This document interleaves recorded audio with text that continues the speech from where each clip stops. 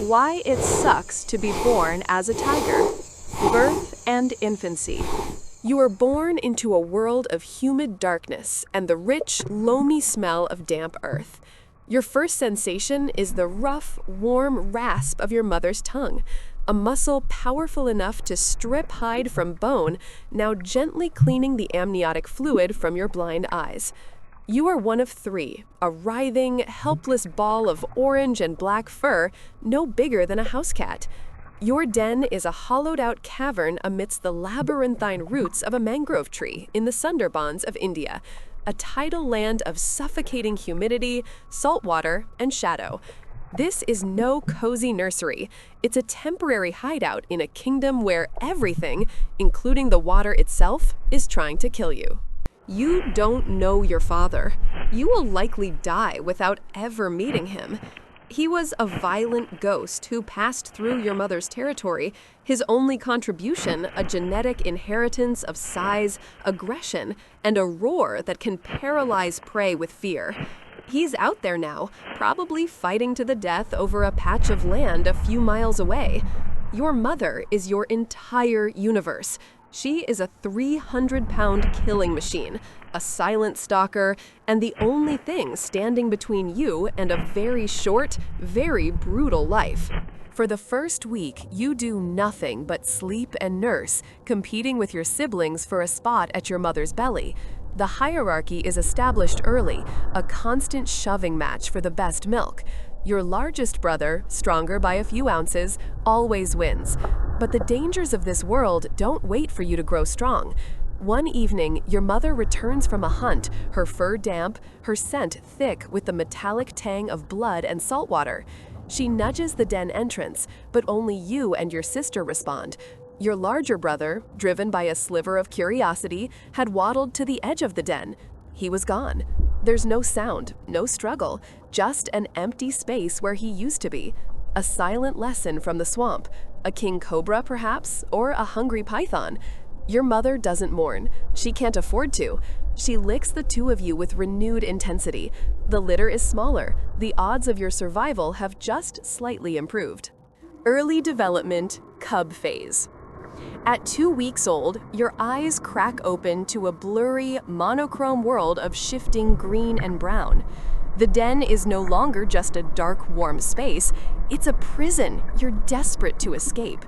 Your legs are wobbly, uncoordinated stilts, and your first steps are more like comical tumbles.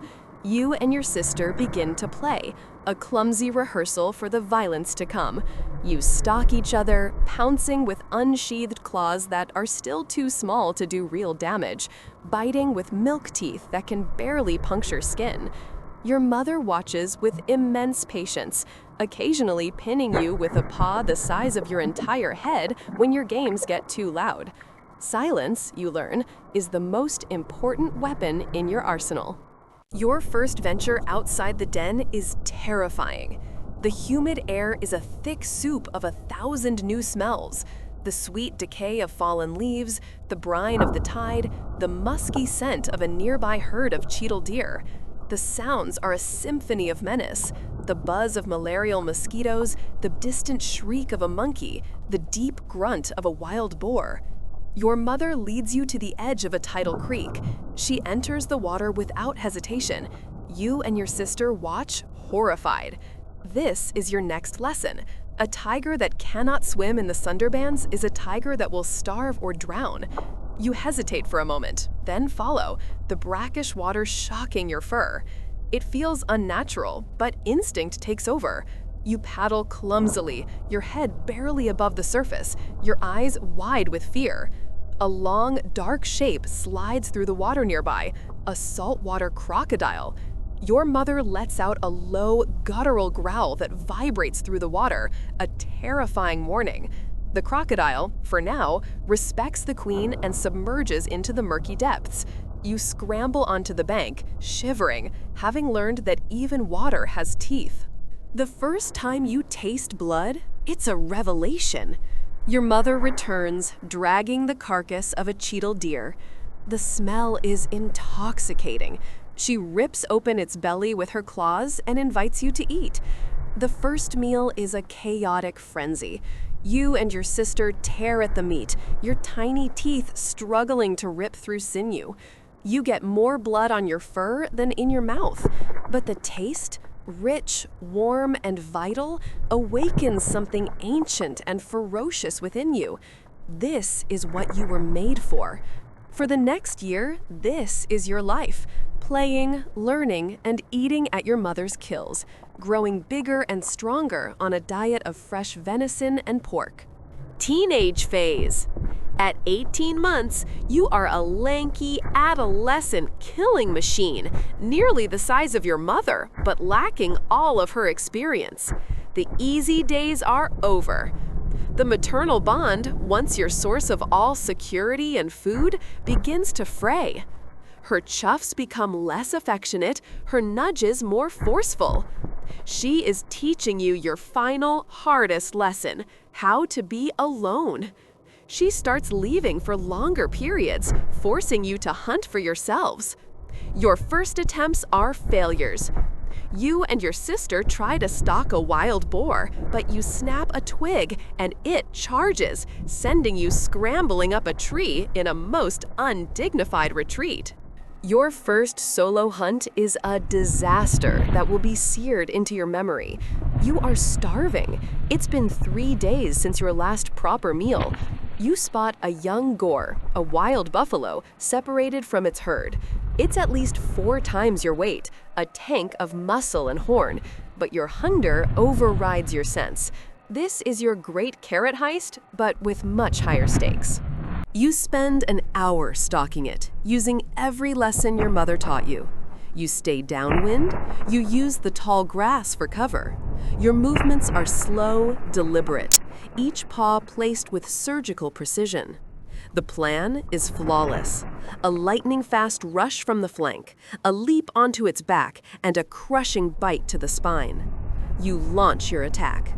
For a glorious second, it works. You are on its back, your claws digging into its thick hide. But you are arrogant. You have mistaken size for skill. The gore bellows in fury and bucks like a rodeo bull. You are thrown into the air, landing hard on the ground with a painful thud that knocks the wind out of you. Before you can recover, the boar turns and charges. You see its horns, sharp and mud-caked, coming straight for you. You scramble away at the last second, but not before one of them gashes your hind leg, a deep, searing line of fire. You retreat into the jungle, beaten, humiliated, and bleeding. The boar snorts in contempt and rejoins its herd. You limp for a week, the wound a throbbing, constant reminder of your failure.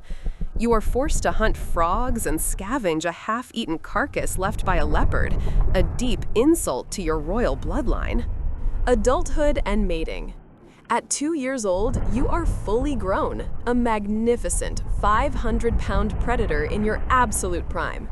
Your mother has driven you from her territory for good. Now comes the deadliest challenge of your life, finding and holding your own piece of land. The good territories are all taken. To claim one, you must take it by force. You spend months on the periphery, a nomad in your own kingdom, avoiding the dominant males whose roars echo through the night. A clear message: this is mine. Keep walking. Eventually, you have no choice. You find a territory held by an older male, his scent markings faded, his roar lacking the depth it once had. You challenge him. The fight is a terrifying explosion of violence. It's not a duel. It's a whirlwind of claws and teeth. You are younger, faster, stronger. You rake your claws across his face, tasting his blood. He is a scarred veteran, and he lands a powerful blow that reopens your old leg wound. But his stamina fades. You see the opening and lock your jaws onto his neck. The fight ends not with a roar, but with a gurgle. You have won. The territory is yours. You are the king. But you are also wounded, exhausted, and you know with absolute certainty that someday a younger, stronger tiger will come for you in exactly the same way. Kingship is a lonely, violent business. Your life is a constant patrol of your borders, refreshing your scent markings, roaring your dominance into the jungle, and fighting off challengers. Mating is not an act of romance. It's a temporary, violent truce. You find a tigress in estrus. The courtship is a week of snarling, circling, and mock charges. The act itself is brief and brutal. Afterwards, you must leave immediately. If you linger, she will see you as a threat to the cubs that you will never meet. Your only purpose was to pass on your genes. Old age and decline. The years pass in a bloody cycle of seasons. You are a legend now, a ghost of the mangroves. Your scarred face a testament to a dozen territorial battles. But your reign is nearing its end. You are 10 years old, ancient for a wild tiger. Your joints ache in the damp air. Your canine teeth are chipped and worn. A hunt that would have taken you 10 minutes in your prime now takes hours of grueling, painful stalking, ending as often in failure as in success. One day, you bring down a large sambar deer after a long, exhausting chase. But before you can eat, you are challenged by a pack of dholes, wild dogs. In your youth, you would have scattered them with a single charge. Now you are too tired to fight. You watch with impotent fury as they steal your kill. The inevitable finally happens. A new male appears at the edge of your territory. He is young, massive, and unscarred. He is you, 8 years ago. You meet his challenge, roaring with all the authority you can muster, but your roar is hollow. The fight is short and brutal. He is too strong, too fast. He doesn't kill you, but he breaks you. He leaves you bleeding and defeated in the mud. You are exiled, a king without a kingdom, forced to wander the margins of the jungle once again. The inevitable death. You are a ghost now, starving and weak. Your glorious coat is matted with mud and blood.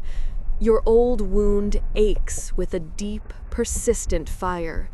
Hunger, a force you once commanded, now commands you. It drives you to do the unthinkable. It drives you towards the smell of man. You stray to the edge of a village, a place you have avoided your entire life, drawn by the scent of their goats. You are no longer a majestic hunter. You are a desperate thief. You are spotted. There is shouting. There are no glorious hunters with rifles, no epic confrontation. A door bursts open, and a farmer, terrified for his livelihood, charges out with a heavy bamboo staff. You are too weak to fight, too slow to run.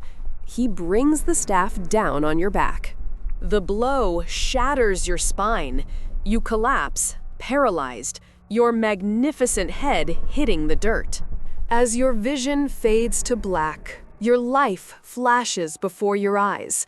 The warmth of your mother's tongue, the taste of your first kill, the terror of the gore's horns, the brutal victory that made you a king. Your final thought is not one of anger, but of crushing, bitter weariness. All that fighting, all that killing, all that roaring, for this, to die in the dirt under the frantic blows of a terrified man, the king of the jungle brought down by a stick. If you enjoyed this story, don't forget to like, share, and subscribe for more content like this.